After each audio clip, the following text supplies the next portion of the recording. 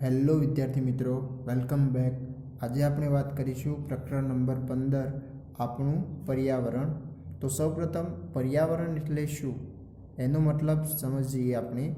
તો આપણી આજુબાજુ જે પણ પદાર્થો જોવા મળતા હોય, બરાબર, એ ચાહે સજીવ હોય કે પછી નિર્જીવ, તો એમનાથી શું બનતું હોય છે? પર્યાવરણ બનતું હોય છે, બરાબર. એટલે કે સજીવ ઘટકો અને નિર્જીવ ઘટકોથી. ઠીક છે. તો ટૂંકમાં એને આ રીતના આપણે સમજી શકીએ છીએ, બરાબર. જેમ કે પહાડો છે, પાણી છે, પછી જમીન છે, બરાબર, હવા છે. ઓકે, તો આ બધા જ શું છે? પર્યાવરણનો ભાગ છે. ખુદ મનુષ્ય એટલે કે સજીવો પણ પર્યાવરણનો શું છે? ભાગ છે. ઓકે, એની સાથે સાથે આ બધા જ સજીવો આવા નિર્જીવ પદાર્થો પર આધારિત છે. હવે નિર્જીવ પદાર્થો એટલે કયા ઘટકો? કયા? તો જેમ કે આ પાણી છે, જમીન છે, બરાબર, હવા છે. ઓકે, તો એ બધા જ એ સજીવોને જીવવા માટે આવશ્યક છે. જો એ નહીં હોય તો સજીવોનું જીવન શક્ય નથી.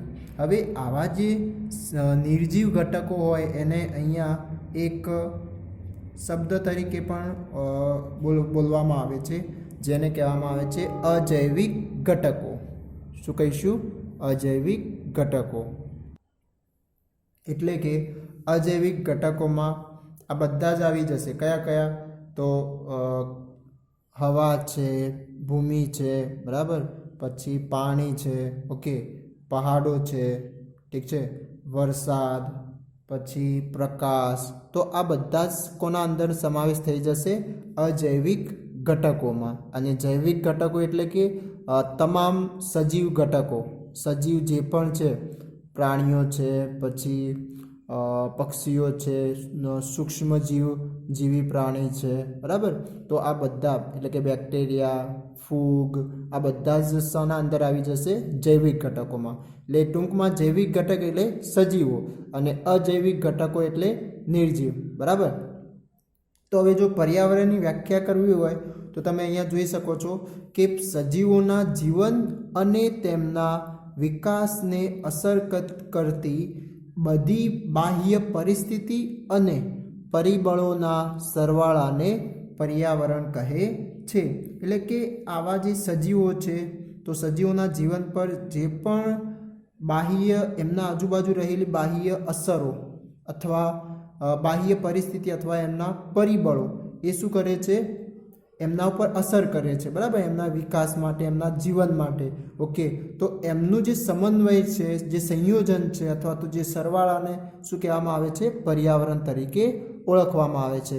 અને આ પર્યાવરણમાં શું શાનો સમાવેશ થાય? તો જૈવિક ઘટકોનો અને યાની કે અજૈવિક ઘટકો અને જૈવિક ઘટકો.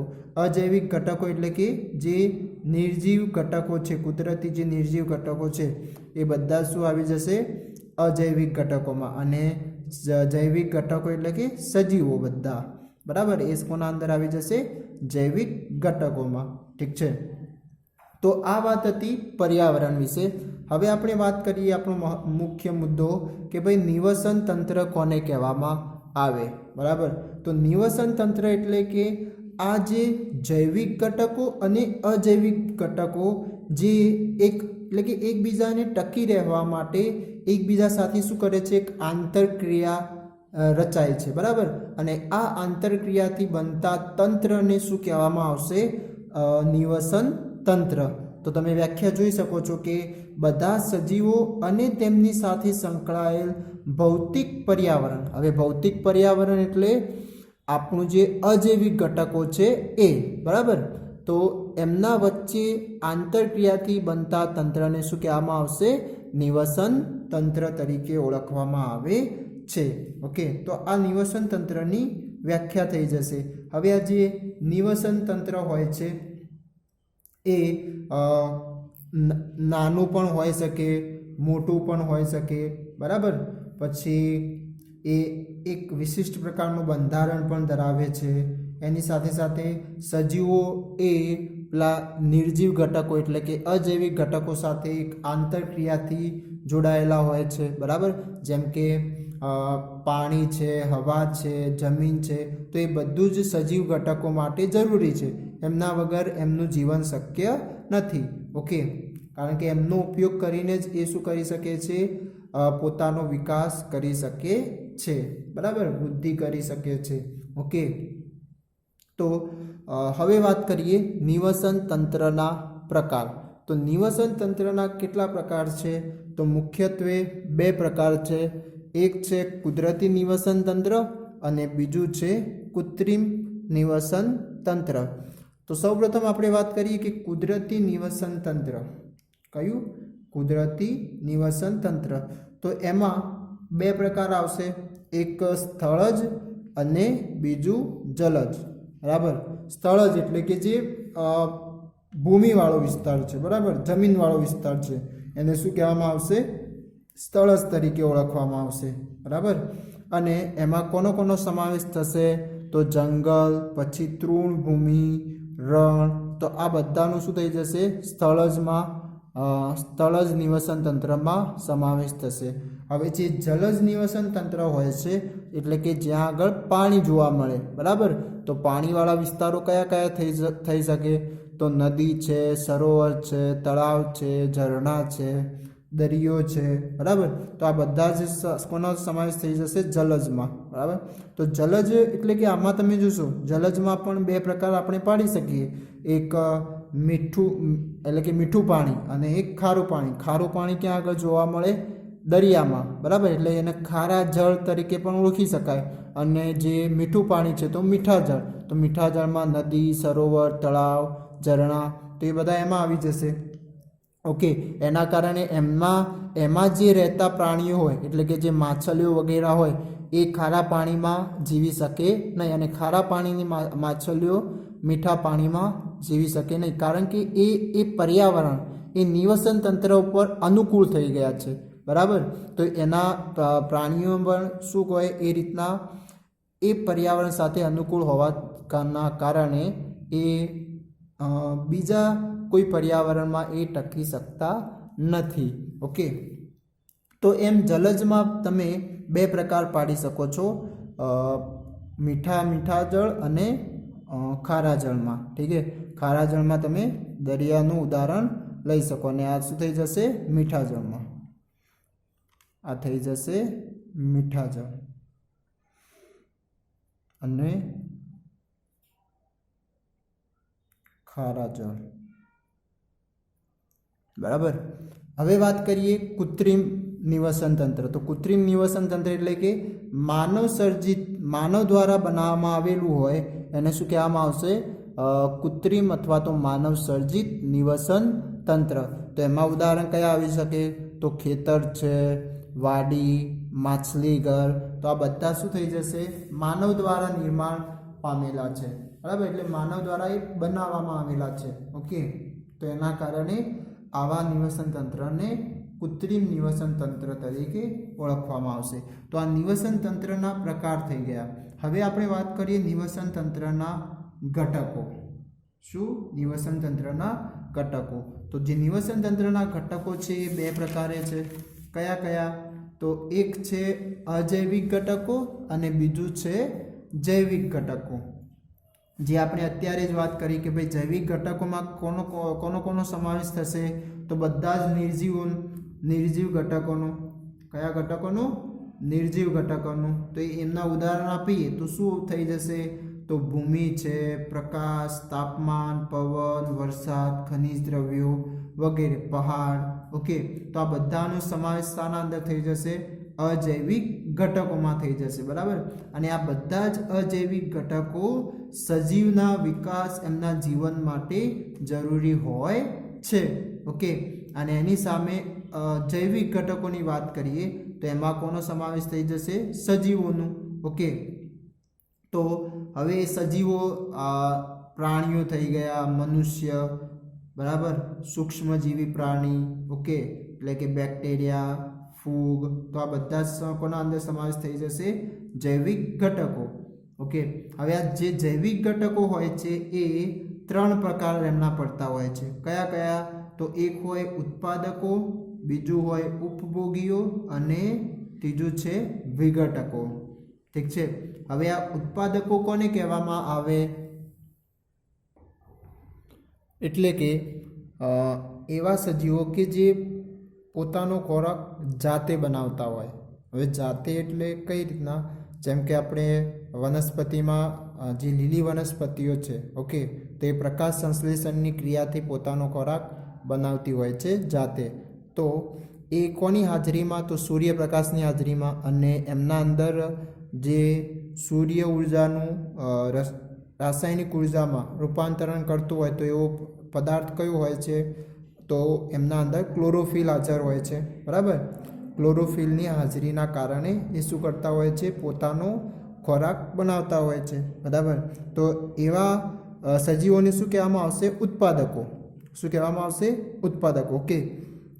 તો તમે એની વ્યાખ્યા પણ અહીંયા જોઈ શકો છો કે એવા સજીવો કે સૂર્યપ્રકાશ તેમજ ક્લોરોફિલની હાજરીમાં અકાર્બનિક પદાર્થોમાંથી શું કરતા હોય? શર્કરા અને સ્ટાર્ચ જેવા કાર્બનિક સંયોજનોનું નિર્માણ કરતા હોય.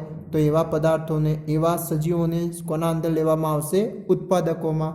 તો એવા ઉત્પાદકોના ઉદાહરણ લઈએ આપણે સજીવોના, તો એક તો થઈ જશે લીલી વનસ્પતિ. બરાબર. જેમના અંદર ક્લોરોફિલ હાજર છે, જેના કારણે પોતાનો ખોરાક જાતે બનાવી શકે છે. પછી કેટલાક બેક્ટેરિયા. બરાબર. તો પછી જે વિવિધ પ્રકારની જે લીલ હોય, લીલ પણ શું છે? લીલ પણ પોતાનો પ્રકાર ખોરાક જાતે બનાવતી હોય છે. ઓકે. કેટલાક પ્રકારની જે લીલ હોય એ. ઓકે. તો આ વાત હતી ઉત્પાદકો. એટલે ઉત્પાદકોમાં મોટા ભાગે જે વનસ્પતિઓ છે તો એ વનસ્પતિનો સમાવેશ થઈ જશે. ઓકે. હવે વાત કરીએ ઉપભોગીઓ. હવે ઉપભોગીઓ કોને કહેવામાં આવે? તો એવા સજીવો જે ઉત્પાદકો દ્વારા જે બનતો ખોરાક છે એ ખોરાક ઉપર આધાર રાખતા હોય. હવે એ પણ કઈ રીતના? પ્રત્યક્ષ રીતે અથવા તો પરોક્ષ રીતે. ઓકે. એટલે કે પ્રત્યક્ષ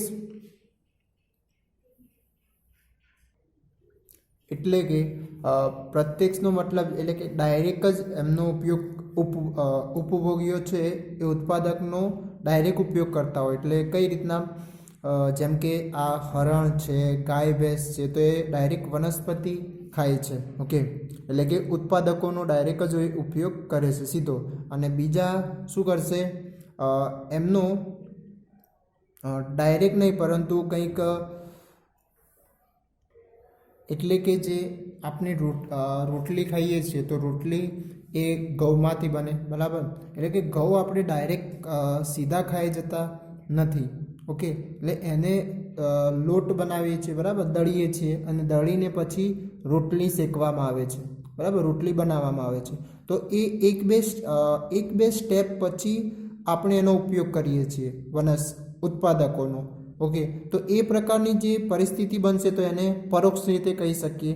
અથવા તો બીજી રીતે કે જેમ ઘાસ છે તો ઘાસ એ હરણ ખાય છે. બરાબર. અથવા તો ગાય ભેંસ, અને એમને કોઈ માંસાહારી પ્રાણી ખાય તો હવે એમના જે ઘટકો હતા એ હરણમાં ગયા, અને હરણના ઘટકો માંસાહારીમાં.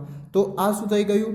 એ પરોક્ષ રીતે ડાયરેક્ટ એ વનસ્પતિને ખાતા નથી, પરંતુ એમના અંદર રહેલા ઘટકો કોઈ બીજા દ્વારા એમને મળતા હોય. ઠીક છે.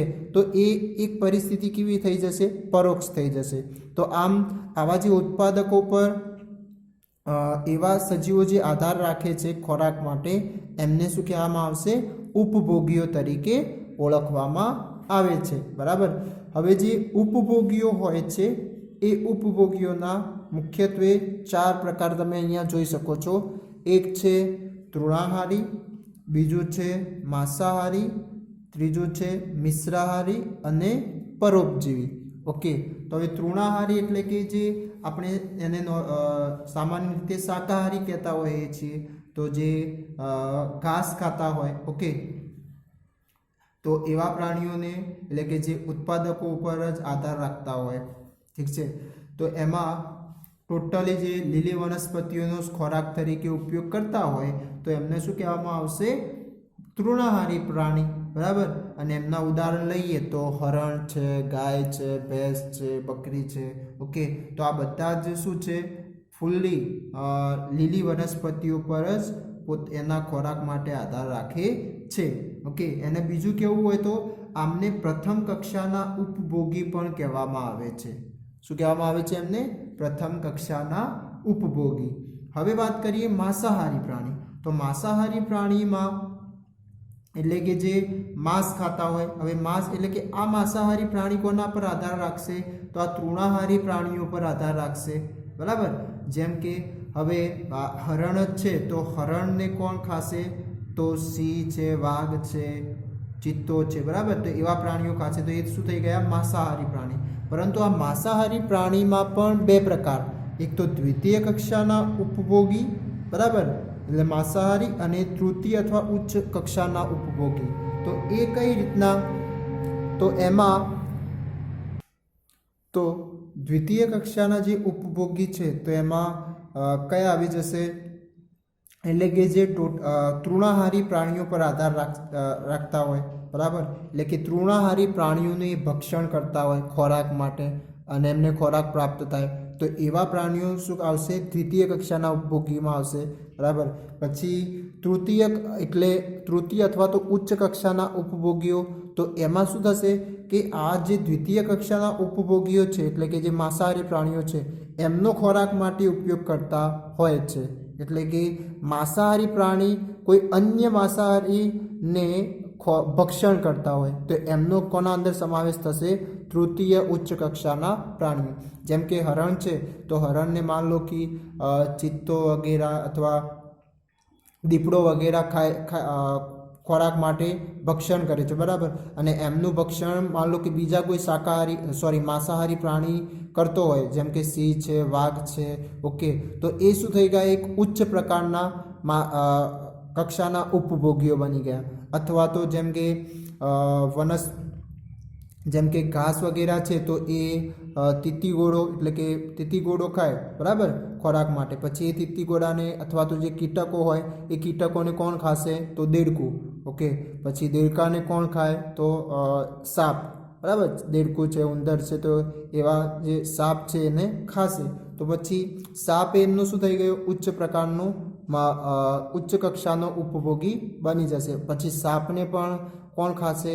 તો જે ગીધ જેવા પ્રાણીઓ છે તો એમનો પણ સમાવેશ થઈ શકે છે.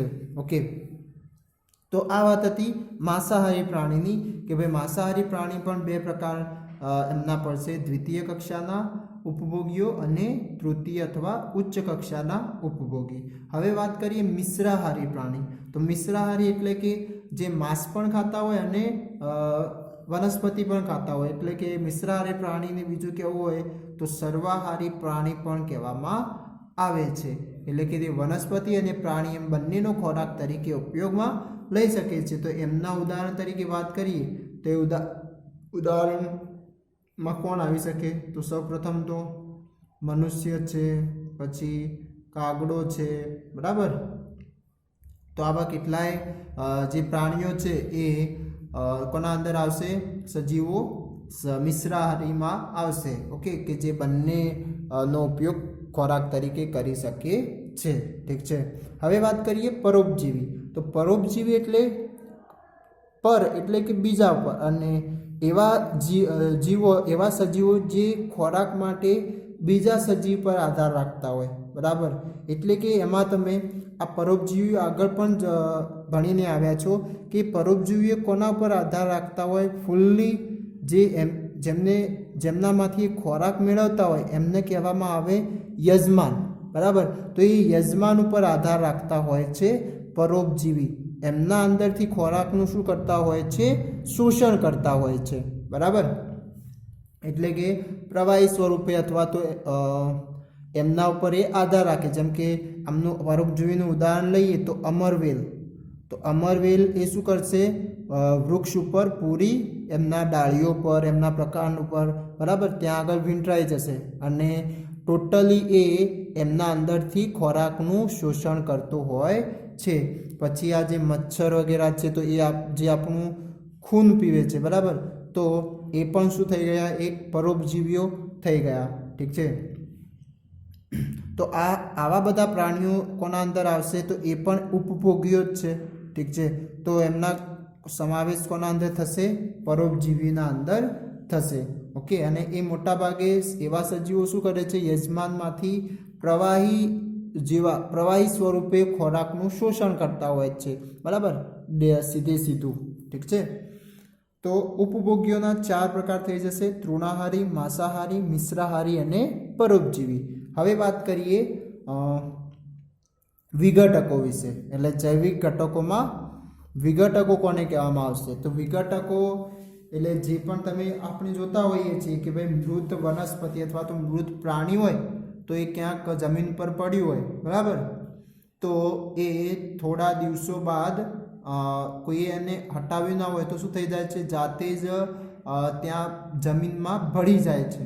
ઓકે, તો એ કોના દ્વારા? તો એના માટે જવાબદાર છે વિઘટકો. વિઘટકો પણ એક પ્રકારના શું થઈ જશે? સજીવો. જેમાં કોણ આવી શકે? તો જે બેક્ટેરિયા છે, ઓકે, બેક્ટેરિયા છે, ફૂગ છે. તો આવા જે સજીવો છે એ શું કરતા હોય છે? આવા જે મૃત અવશેષો હોય, પ્રાણી હોય કે પછી વનસ્પતિ, એમનો ઉપયોગ કરે છે. બરાબર, એમનું વિઘટન કરી દે છે. અને વિઘટન કરતાં એ શું થઈ જાય છે? જમીનમાં ભળી જાય છે. તો આવા જે વિઘટન કરતા જીવોને શું કહેવામાં આવે છે? વિઘટકો તરીકે ઓળખવામાં આવે.